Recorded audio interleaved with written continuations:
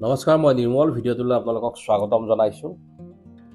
জুবিন গাৰ্গৰ দুৰ্ঘটনাটো যদি হত্যাকাণ্ড বুলি প্ৰমাণিত হয়, অসম আৰু অসমীয়াৰ কাৰণে ইয়াতকৈ দুৰ্ভাগ্যজনক ঘটনা আৰু একো নহ'ব বুলি আমাৰ ব্যক্তিগত অনুভৱ। 1950 চনৰ বৰ ভূঁইকঁপতকৈ এই ভূমিকম্প কোনো গুণে কম নহ'ব। জুবিন গাৰ্গৰ বিষয়ে মানুহে আজি কিছু উপলব্ধি কৰিব পাৰিছে, কিন্তু জুবিন গাৰ্গৰ জীৱিত অৱস্থাত জুবিন গাৰ্গৰ বিষয়ে কোনে কিমান উপলব্ধি কৰিছিল, কোনে কিমান অনুভৱ কৰিছিল, সন্দেহৰ কথা। কাৰণ জুবিন গাৰ্গক সাধাৰণ ৰাইজে ভাল পাইছিল, মৰম কৰিছিল। জুবিন গাৰ্গে যিয়ে কৰিছিল সাধাৰণ ৰাইজে অভিমান কৰিছিল যদিও খুব আন্তৰিকতাৰে আঁকোৱালি লৈছিল, আমি দেখিবলৈ পাওঁ। আৰু মানুহে হয়, মহাপুৰুষেও যদি মানৱ জীৱন মানুহ হিচাপে জন্মগ্ৰহণ কৰে, গতিকে মহাপুৰুষেও মানুহৰ দুখ গুণ লৈয়ে জন্মগ্ৰহণ কৰে। গতিকে আমি দেখোঁ যে বহুত ডাঙৰ মহান পণ্ডিত, মহান ব্যক্তি, মহাপুৰুষসকলকো আমি মানৱৰ যি দুখ গুণ আছে সেই দুখ গুণেৰে দেখিবলৈ পাওঁ। গতিকে কিন্তু সেই পুৰুষসকলে, সেই ব্যক্তিসকলে, সেই মহান ব্যক্তিসকলে সমাজলৈ কি বাৰ্তা আগবঢ়াইছিল, সমাজক কি দি গৈছিল, সেইটোহে বৰ ডাঙৰ কথা। গতিকে জুবিন গাৰ্গ আছিল অসম আৰু অসমীয়াৰ সঁচাকৈ প্ৰাণ। আৰু আমি কেতিয়াবা উপলব্ধি কৰোঁ যে কিন্তু যিখিনি একদম ওপৰৰ লেভেলৰ মানুহ, সেই মানুহখিনিয়ে হয়তো জুবিন গাৰ্গক হয়তো ভাবিছিলে যে সিমান তেনেকৈ ধৰণৰ এজন গায়কৰ শাৰীতে ৰাখিবলৈ বিচাৰিছিলে হয়তো। কিন্তু জুবিন গাৰ্গৰ যি চিন্তা চৰ্চা, উপলব্ধি বা জুবিন গাৰ্গৰ যি চেতনাৰ স্তৰ, মানসিক চিন্তা ভাৱনা, গতিকে সেইখিনিয়ে কিন্তু তেওঁক উজ্বলাই থৈ গ'ল। সেয়েহে বিশ্বত তেওঁ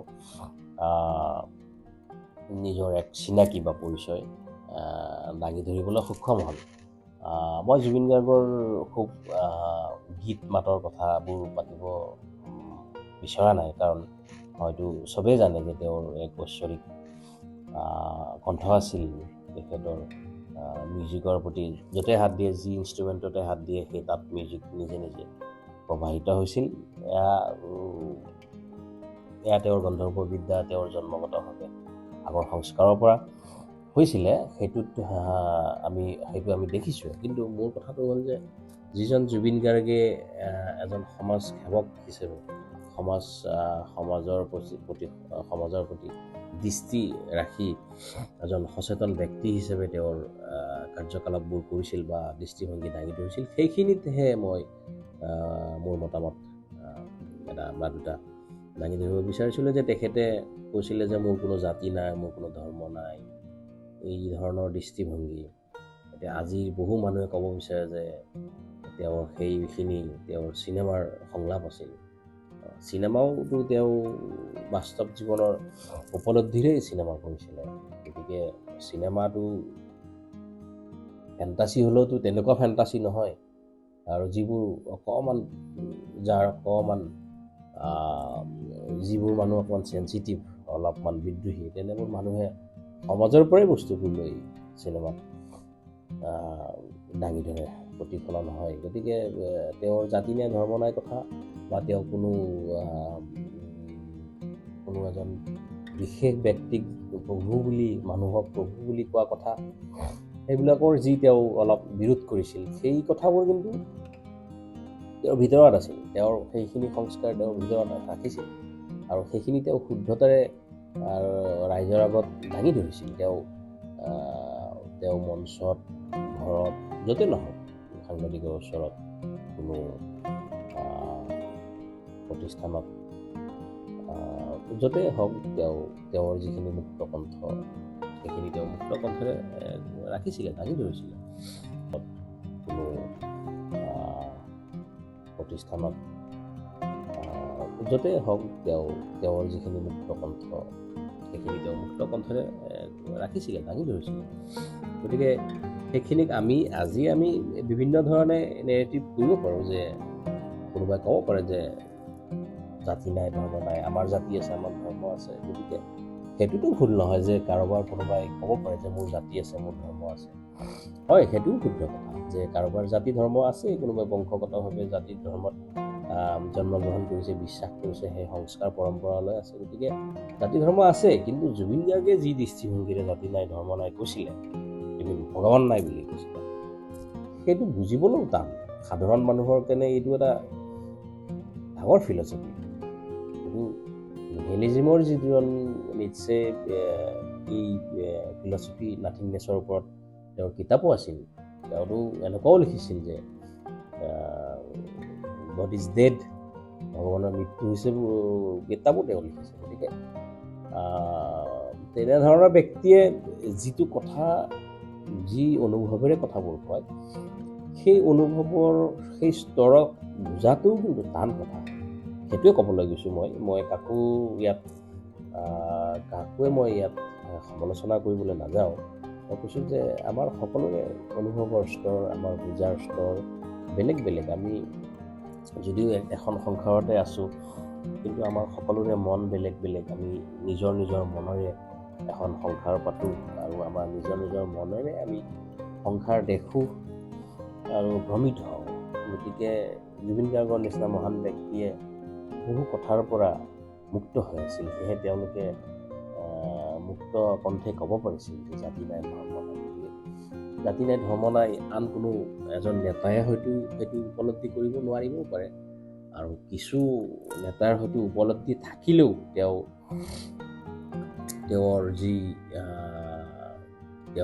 অনুগামীসকলক একগোট কৰি ৰাখিবলৈ ভোটৰ কাৰণেই হওক বা অন্যান্য কাৰণতে হওক, সেই মানুহখিনিক একগোট কৰি ৰাখিবৰ কাৰণে ক'বই লাগিব যে আমাৰ জাতি আছে, আমাৰ ধৰ্ম আছে, আমি এক হেৰিত আছোঁ। গতিকে সেই কথাবিলাকৰ উপলব্ধি মানুহ ভেদে বেলেগ বেলেগ, আৰু সাধাৰণ মানুহখিনিয়েতো এইবোৰ কথা খুব উপলব্ধি কৰিব নোৱাৰে। তেওঁলোকে ইমান ডাঙৰ, ইমান বিশাল কথা বা ইমান ওপৰৰ স্তৰৰ যি দৰ্শন, য'ত মানুহে ভগৱানকো নাই বুলি ক'ব পাৰে। গতিকে সেই ধৰণৰ কথাবোৰ অকণমান বুজিবলৈ টান। কিন্তু জুবিন গাৰ্গক মই ক'ব বিচৰা কথাটো এইটোৱে, জুবিন গাৰ্গক আমি গায়ক বা এজন music director, film actor, director, writer পালোঁ, ঠিকে আছে, জ্যোতিপ্ৰসাদ আগৰৱালাও কৰিছিলে। কিন্তু মোৰ মানে আফচোচটো এইখিনিতে থাকে, জুবিন গাৰ্গৰ অন্য ভাষাৰ প্ৰতি, অন্য ভাষাৰ যি উচ্চাৰণ, বেংগলী, হিন্দী, ইংৰাজী, কোনোবাখিনিত অকণমান অনুভৱ কৰোঁ যে জুবিন গাৰ্গে হয়তো অন্ততঃ এটাও যদি ইংৰাজী এলবাম কৰিব পাৰিলে সময় উলিয়াই, আৰু তেখেতৰ খুব ইচ্ছা আছিল জুলু নামৰ চিনেমাখন কৰা। ৰঞ্জু হাজৰিকাৰ এখন জনপ্ৰিয় উপন্যাস জুলু, এটা মহৰ আৰু এটা মহ, আৰু বনৰীয়া মহটোক চোৰাং চিকাৰীয়ে কেনেকৈ ডিষ্টাৰ্ব কৰে, মাৰিব চায়, আৰু এজন সাহসী ডেকা ল'ৰা, যিটো জুবিন গাৰ্গে হয়তো কৰিলে, তেওঁৰ জীৱনৰ লগত সেই কথাটো মিল আছে। যিহেতু নিজেও এই বন্যপ্ৰাণীবিলাক, নেচাৰ, আন জীৱকুলৰ লগত তেওঁৰ যিটো এটাচমেণ্ট মহান ব্যক্তিবিলাকৰ থাকেই, যিবিলাক সন্ত মহন্ত বা খুব উচ্চ স্তৰৰ মানুহ, ঋষিতুল্য মানুহ, সেই মানুহবোৰৰ কিন্তু মানুহৰ লগতে অন্য জীৱবিলাকৰ লগতে পূজা কৰা থাকে। তেওঁলোকৰো কিবা পাৰিলে সহায়ক হ'বলৈ চেষ্টা কৰে। গতিকে জুলু নামৰ চিনেমাখন হ'লে মই এজন নাটক চিনেমাৰ লগত জড়িত ব্যক্তি হিচাপে উপলব্ধি কৰিছোঁ, যেতিয়া মই উপন্যাসখন পঢ়োঁ, হয় সেইখন ছবি জুবিন গাৰ্গৰ নিচিনা মানুহেহে হয়তো বাস্তৱ ৰূপ দিব পাৰিলে হয়। শুনিছিলোঁ তেওঁ মহ এটা আনি ৰাখিছিলোঁ, পুহিছিলোঁ। যা নহওক, এইখিনি মোৰ ব্যক্তিগত কথা। জুলুখন বা ইংৰাজী এলবাম এটা ইণ্টাৰনেশ্যনেল মই বিচাৰিছিলোঁ, কিন্তু দাৰ্শনিক জুবিন গাৰ্গ আৰু যদি 10টা 20টা বছৰ থাকি হ'ল, মানে মই এই উপলব্ধিৰে কওঁ বা এই কথাটো মই এইধৰণে ৰাখোঁ, যদি আমাৰ এতিয়া অসমখনত মই অসমীয়া বা অসমৰ ৰাইজৰ কাৰণে কিবা এটা কৰিব পাৰিলে ময়ো হেপ্পী হ'ম। মই ভাবোঁ যে অসমীয়া ৰাইজৰ কাৰণে, অসমখনৰ কাৰণে বহুতে কৰি আছে, ঠিক আছে, কৰি আছে, কিন্তু তাত ধৰক যদি জুবিন গাৰ্গৰ এটা ভূমিকা থাকিল, আজিৰ পৰা আমি 5 বছৰ পিছত যদি জুবিন গাৰ্গক অকণমান ৰাজনৈতিকভাৱে তেওঁ, ঠিক আছে, তেওঁৰ কোনো ইচ্ছা নাই বা তেনেধৰণৰ মানুহে ৰাজনৈতিক দলত যোগদান নকৰেও, কিন্তু সমাজখনৰ কাৰণে ৰাজনৈতিক নেতাই কৰি থকা কামবোৰক অকণমান চোকা দৃষ্টিৰে চাবলৈ, আন্দোলনকাৰীয়ে, প্ৰফেশ্যনেল আন্দোলনকাৰীয়ে যিটো হিচাপত কথাবোৰ কয় সেই হিচাপত নহয়, কোনো কিনা পইচাৰ কথাত নহয়, সঁচা অৰ্থত সাধাৰণ ৰাইজৰ প্ৰহৰী হিচাপে জুবিন গাৰ্গৰ কিন্তু সেইখিনিত আমি আশা কৰিব পাৰিলোঁ হয়, জুবিন গাৰ্গে কৰিব পাৰিলে হয়। আৰু জুবিন গাৰ্গ সঁচাকৈ সেই মুক্তকণ্ঠৰ মানুহে আছিল, আৰু সেই সাধাৰণ মানুহৰ কাৰণে চিঞৰিব পৰা মানুহ এজনে আছিল। আৰু মই আশা কৰিছিলোঁ, মানে মই মনত ভাবোঁ যে তেওঁ থাকিলে দৰকাৰো আছে যে চবেই যে একেই যে হৈ থাকিব লাগিব কথা নাইতো, কোনোবা এজনে আমাক ৰোল কৰি আছে, তেওঁৰ কথামতেই চব হৈ থাকিব লাগিব, হয়তো তেওঁৱে ৰোল কৰক, আৰু কিন্তু তেওঁৰো ভালৰ কাৰণে কোনোবা এজনে অকণমান চোকা দৃষ্টিৰে কিবা এটা কৈ দিয়ে, সেই সমালোচনা গঠনমূলকেই হওক, সেই গঠনমূলক সমালোচনাই তেওঁ একচেপ্ট কৰক, আকৌ আমাৰ কাৰণে অকণমান তাৰমানে কিছুমান ট্ৰেপত অকল সাধাৰণ মানুহে ফচি যায় তেনেকুৱা নহয়, ট্ৰেপত ডাঙৰ ডাঙৰ মানুহো ফচি যায়, ডাঙৰ ৰাজনৈতিক নেতাও ফচি যাব।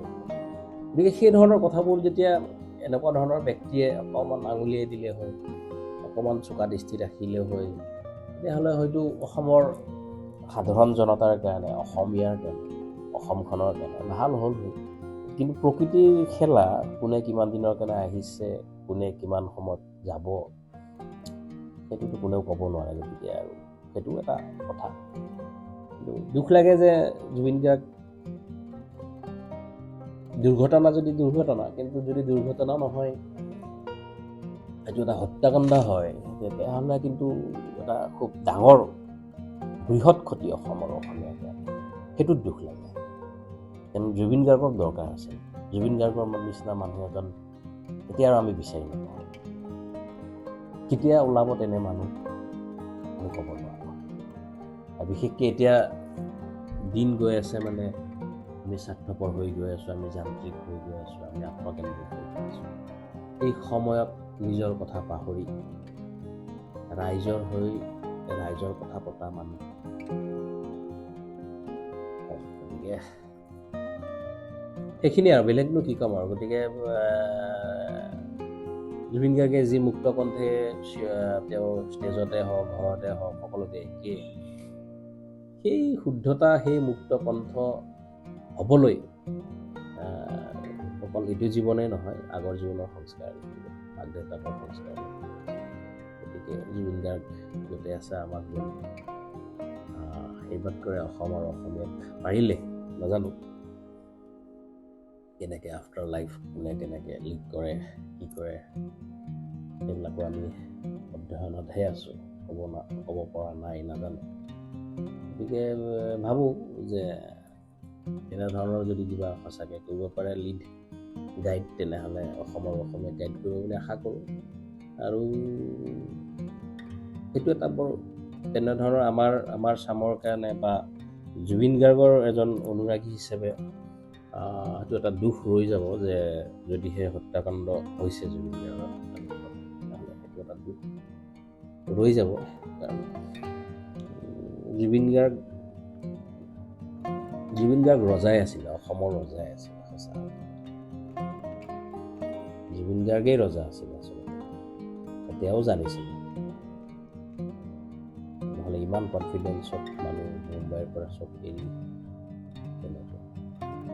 ঠিক আছে, ভিডিঅ'টো আৰু বেছি দীঘল নকৰোঁ, ধন্যবাদ জনাইছোঁ আপোনালোকে চোৱাৰ কাৰণে, আশা কৰিছোঁ সকলোৱে ভালে থাকক। আগন্তুক দিনত আকৌ কথা পাতিম।